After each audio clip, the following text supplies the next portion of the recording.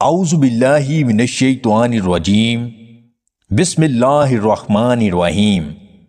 تمام دیکھنے اور سننے والے ناظرین کو میری طرف سے السلام علیکم۔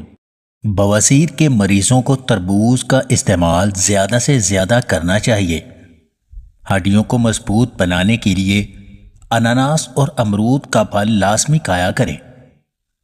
اپنی جوانی کو برقرار رکھنے کے لیے اور اپنے جسم کی بہتر نشوونما کرنے کے لیے نیم گرم دودھ میں شہد ملا کر پیا کریں۔ اگر جسم میں درد رہتا ہے تو بینگن کا بھرتا بنا کر کھایا کریں، بہت مفید ہے۔ اگر آپ کا سانس پھولتا ہے تو کچے شلجم زیادہ سے زیادہ کھایا کریں۔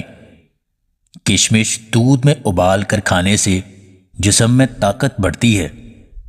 جسم میں گرمی کی شدت کو کم کرنے کے لیے ستو کے شربت میں کالا نمک ملا کر پیا کریں۔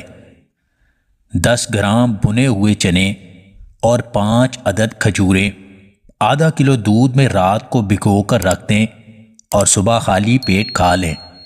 کم از کم 1 مہینہ استعمال کریں۔ مرد پوری رات اٹھا اٹھا کر مارے گا۔ مرد کی لاڈلی عورت بننے کے لیے 3 کام لازمی کرو۔ مرد کا سکون بنو، اس کی عزت کرو اور اس کی ضروریات کا خیال رکھو۔ جسم میں اگر طاقت کی کمی ہے یا خون کی کمی ہے تو آم کھانے کے بعد 1 گلاس دودھ پی لیا کریں۔